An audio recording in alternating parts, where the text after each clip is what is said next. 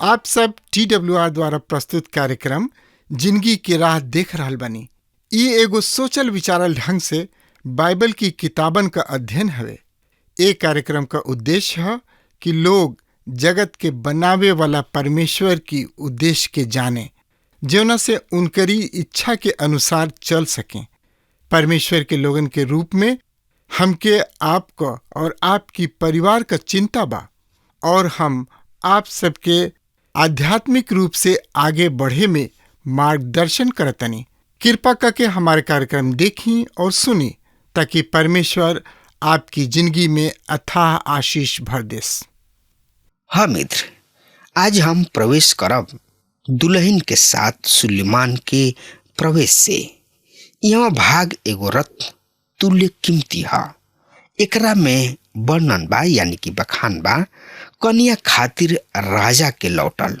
सुलामी लड़की चरवाहा के बड़ा ही प्रतीक्षा कैले बाड़ी।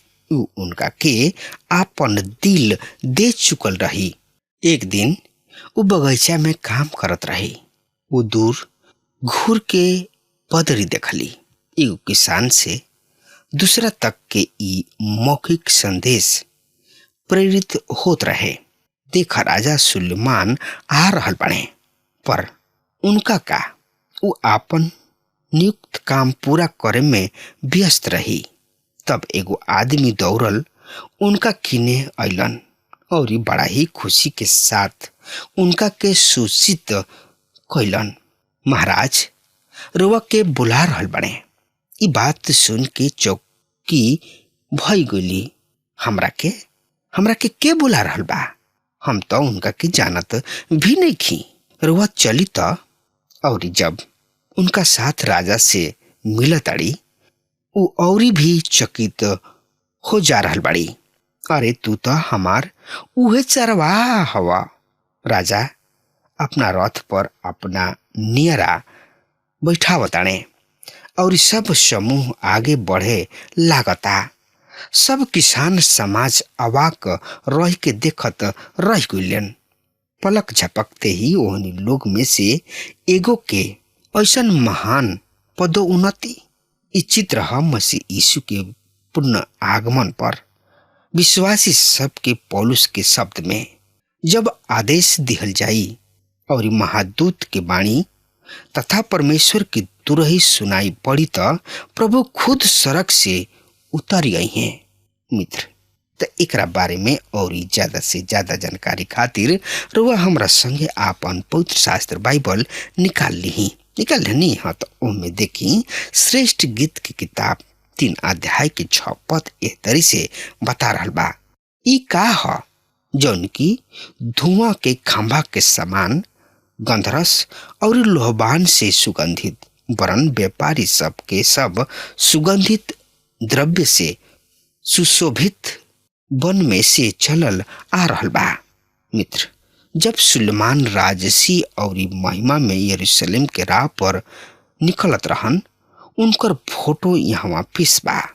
उनका सुगंध से उ पहचानलन, यानी कि उनका सुगंध से उ पहचानल जा सकत रहन। उनकर महिमा बखान से बहरी के बात बा। इस संसार में हम विश्वासी सब मसीह यीशु के गवाह हमें। मसीह में हमनी के एगो नया सृष्टि हो गइल बानी जा। हमनी में से हर एगो विश्वासी कन्या यानी कि दुल्हन के प्रतिरूप है, जौन की दुल्हा के सामने पेश कइल जाले। वह विश्व के सामने हम मसीह यीशु हमनी के दुल्हा के सुगंध फैलावल करेले। गंधरस उनकर मृत्यु और लोहबान उनकर जिंदगी के संकेत है और मृत्यु ही मनभावनी सुगंध है। यही अध्याय के 7 पद एह तरी से बता रहल बा। सुनी ध्यान से, हम ए पद के रोज सामने पढ़ रहल बानी। ये तो सुलेमान की पालकी है, इसराइल के शूरवीरन में से चुनल 60 गो समर्थी पुरुष उनका के घर ले बने, यानी कि उनका साथ साथ चल रहल बने।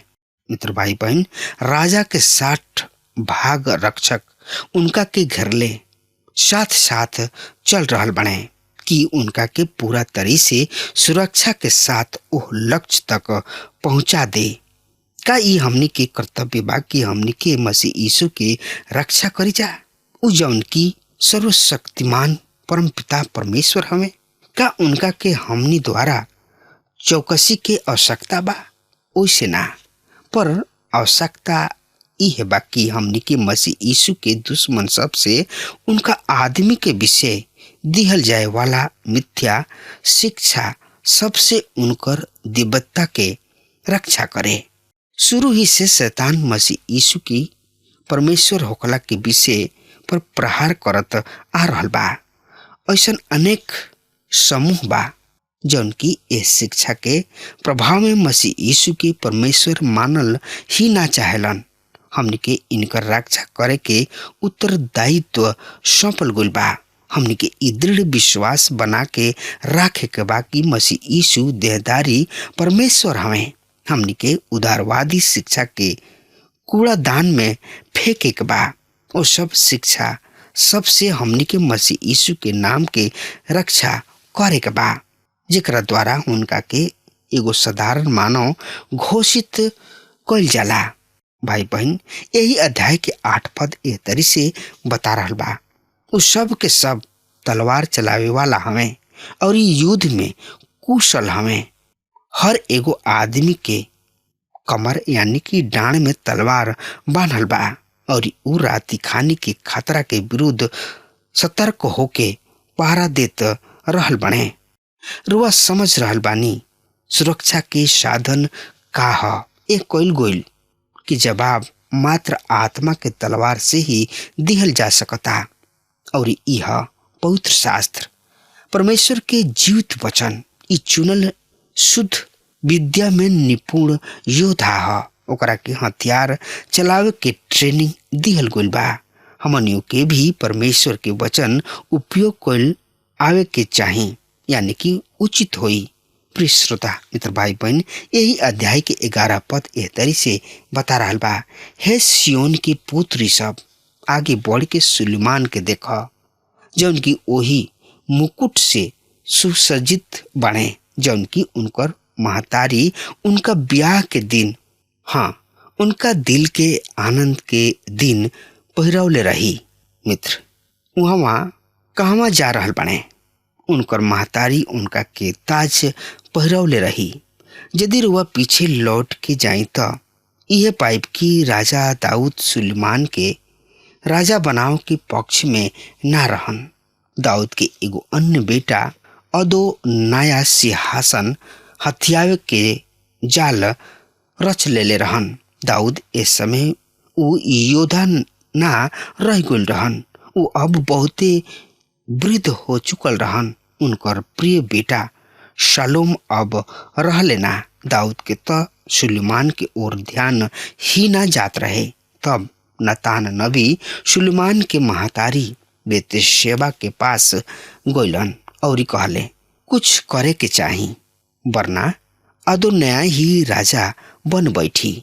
अतः दोनों राजा दाऊद के पास गइलन और उनका सामने आपन बात पेश कैलन। तब राजा दाऊद कहलन, चला बढ़िया भइल, ले आव ओकरा के हमरा किने, हमनी के मिली जुल के उनका के राजा बनाई जा। तब सुलेमान के राजा बनल संभव भइल। यहाँ ई कहल उपयुक्त ही होई कि उनकर महतारी उनका के राजा बनौले रही। सब रुचि राजा बनावे के इनकर महतारी ले रही। दूसरा शब्द में कहल जाओ, सुलेमान के महतारी राजा बनावे में बड़ा ही रुचि ले रही। एक खाली फिर ई मसीह यीशु के फोटो हा, उनके के ही देखे। मसीह यीशु जन्मले, उनका जिंदगी में, मृत्यु में, उनका स्थान में, उनका महिमा में और उनकर दुल्हा के रूप में लौटला में। मित्र, आई अब देखल जाओ श्रेष्ठ गीत के 4 अध्याय के। ये सब अध्याय आखिरी पद के सिवा दुल्हा के अभिव्यक्ति है। एकरा में सुलेमान सुलेमी लड़की के प्रति अपन प्रेम पेश कर रहल बड़े। यहाँ पद के ज्ञात होता, मानो सुलेमी पहला हाली आपन गोड़ जूता में डाल रहल बाड़ी। उनकर पहिरावा बड़ा ही उच्च कोटि के ह। उ सुलेमान के मेज पर बैठल बाड़ी। उ एक कुर्सी पर बैठला से अपना आप के फूले नहीं समात। यहाँ भावार्थ ई निकालल जा सकता कि पवित्र आत्मा हमनी पर मसीह यीशु के प्रेम प्रकट करे चाह रहल बने। ए तरी प्रकाशन उनकर व्यक्तिगत संबंध के द्वारा भइल करेला। पवित्र आत्मा कलीसिया के प्रति उनकर प्रेम तथा साथ ही हर एगो विश्वासी खातिर उनकर प्रेम उनका बलिदान के द्वारा प्रकाशित करेले। ई दुल्हा के दुल्हन खातिर एगो प्रेम गीत ह। अतः कलीसिया के खातिर मसीह यीशु के प्रेम गीत ई निसंदेह कलीसिया खातिर ही कर रहल बने। उ निसंदेह कलीसिया खातिर कर रहल बने, तू कतना सुघर बाड़ू, तब का हम त्रुटिहीन हो गइल बानी। जी ना, इफिसुस के मसीही सब के पौलुस लिख रहल बने, जैसे मसीह यीशु कलीसिया से प्रेम कैलन, अपना आप के ओकरा खातिर दे दिहलन कि वचन और जल से शुद्ध क के पवित्र बनावे। एगो शुद्धिकरण तो हो चुकल मसीह यीशु के खून से उनका बलिदान के द्वारा हमनी के पाप क्षमा भइल। अब हमनी पर कोनो दंड की आज्ञा ना रहल, पर अभी एगो काम शेष बा। उ हमनी के शुद्ध क के पवित्र करिहे वचन के द्वारा, कि उ हमनी के एगो महिमा महित कलीसिया बना के अपना सामने उपकृत करिहे।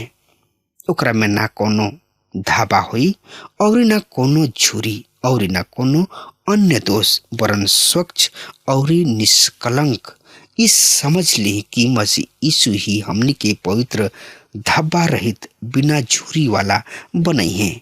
जब केहू हमनी और देखे चाही तो उ हमनी के मसीह यीशु के माध्यम से देखी है। तब प्रभु यीशु मसीह कलीसिया के ओर नजर क के कही है।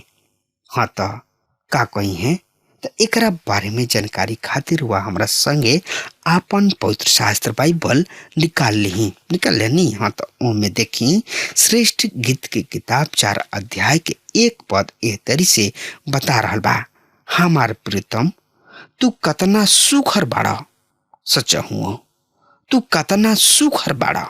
चुनरी के भीतर तोहार आंख कबूतरी के समान बा, तोहार बाल गिलाद पहाड़ से उतरत बकरी सब के झुंड के समान बा।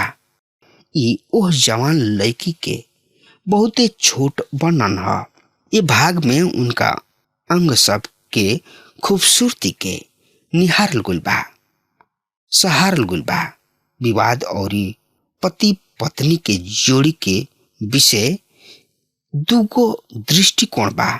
एगो में यौन संबंध के बारे में जोर दिहल गइल बा और दूसरका में यौन संबंध पर बिल्कुल ही जोर नहीं दिहल गइल। ऐसे उद्देश्य मानताने कि ब्याह एगो अतना अधिक पवित्र बंधन है कि एकरा में यौनाचार एवं वासना के कोनो भी स्थान नहीं के। पर एकरा विपरीत जब जोर यौनाचार पर दिहल जाला तब मर्द मेहरारू के रिश्ता जानवर सबसे ऊंचा ना रह जाला। मित्र भाई बहन, सच मर्द मेहरारू यह दोनों शीर्षों के बीच के स्थिति भइल करला। जब दुल्हा दुल्हन के आपन बाही में लेके अलिंगन करला, उनकर सांसारिक प्रेम संपन्न या पूरा हो जाला। यही अध्याय के 2 और 3 पद एह तरी से बता रहल बा, तोहर दांत अभी अभी यून कतरल वो भेड़ सब के झुंड के समान है, जौन की नहा धोवा के ऊपर आइल बिया, जेकरा में से प्रत्येक जुड़वा जनती तथा केहू के भी मेमना नामुअल। 3 पद, तोहार होठ लाल धागा के समान बा, तोहार मुंह मनोहर बा, चुनरी के पीछे तोहार कनपट्टी सब अनार के फांक सब के समान दिखाई देला। दुल्हा और दुल्हन के रूप में देखल करलन। हर एगो नौजवान अपना प्रेमिका के आंख के सराहना तो करेला ही। एकरा पीछे अर्थ ई बा कि मसीह यीशु के नजर हमनी पर लागल रहला। वो हमनी के खूब बढ़िया तरी जानलन। हमनी के उनका किने जाके उनका के सब कुछ बता दी न जा। कुछ छुपाव के आवश्यकता नहीं खे। हमनी के उनका के सब कुछ बता सकता नहीं जा। आपन कमजोरी, हमनी के छुपल पाप, हमनी के जिंदगी के सब समस्या उहे हमें जे ए सबसे आजादी दिला सकताने। करवा हीन भावना के शिकार बानी। एकरा विषय मसीह यीशु के सूचित करी। केवल उहे हमें जौन की रउआ के एकरा से छुटकारा दिला सकताने। कोनो मनोचिकित्सक बतौले कि रुआहीन भावना के दूर ही नहीं कर सकत। यदि रुआ कोनो मनोचिकित्सक से एकरा बारे में सहायता ली तो ऊ एकरा के रुआ जिंदगी के एगो स्थान से हटा के दूसरा स्थान पर ले आके खड़ा कर दी है। बस हीन भाव दूर ना होले, ओकरा के केवल छुपावल जाला। हाँ, यदि एकरा से अस्थाई छुटकारा कतही मिल सकता तो उह कलवरी के क्रूस के छाया में अगस्तीन कहले रहन, जब तक हम प्रभु के नजदीक ना आ जाई हमार दिल बेचैनी बनल रहला। पौलुस कहले रहन, उनका में जौन हमरा के शक्ति प्रदान होला हम सब करे में समर्थ बानी। हाँ, इहो संभव बा कि रउआ अपना ही भाव के दूर करे के आवश्यकता ही नहीं खे। एकरा कारण रुआ प्रभु से सहायता और समर्थ प्राप्त करे खातिर प्रेरित कल जाले। एकरा कारण रुआ अहंकार से बच जाई। एकरा कारण रुआ केवल उनके ही सब महिमा देवे खातिर प्रेरित कल जाले। का रुआ आदत बा जेकरा से रुआ छुटकारा पावे चाहता नहीं तो रुआ उनका किने आके एकरा के स्वीकार करी। ऊ कृपा के धनी हमें समय अइला पर ऊ अपना ही ढंग से रुआ के जय प्रदान करी है। आश्चर्य कर्म करे के दशा में प्रभु बड़ा ही रहस्यमयी ढंग से आगे बढ़ेले।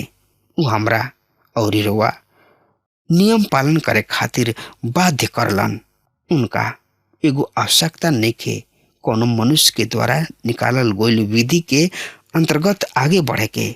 ऊ हमनी के सहायता अपना ही समय में अपना ही ढंग से कैल करलन। उनका हमनी के जिंदगी के छोट से छोट विषय के बारे में मालूम रहेला।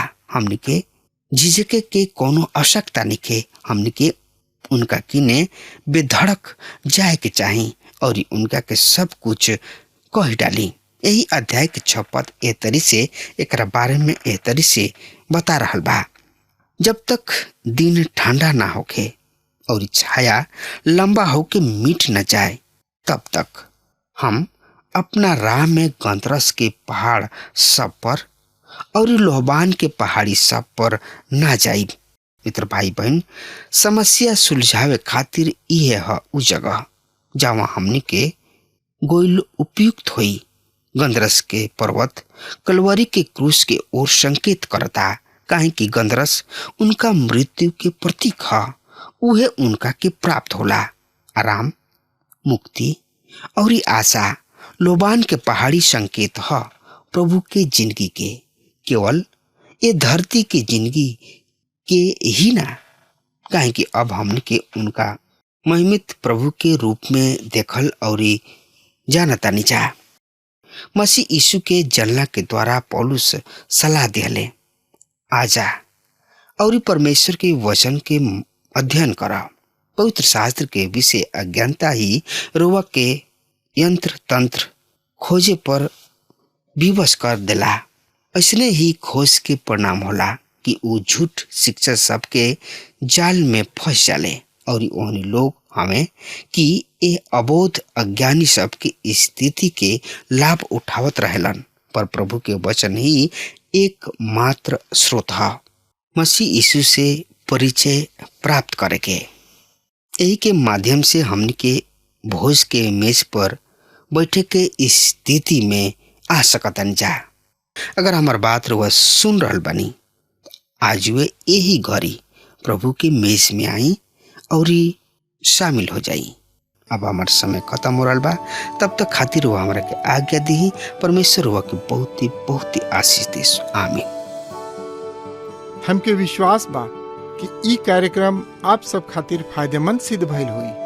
हम चाहतनी कि आप सब अपन अपन आशीष हमरों से बांटी। अगर आप सबके लगे बाइबल से चाहे आपकी निजी जिंदगी से कोनो सवाल होके चाहे कोनो समस्या खातिर प्रार्थना करावे चाहतनी तो हमारी फोन नंबर पर जरूर संपर्क करें। परमेश्वर आप सबके बहुत आशीष प्रदान करें और आज का दिन आप खातिर सुखद बनावे।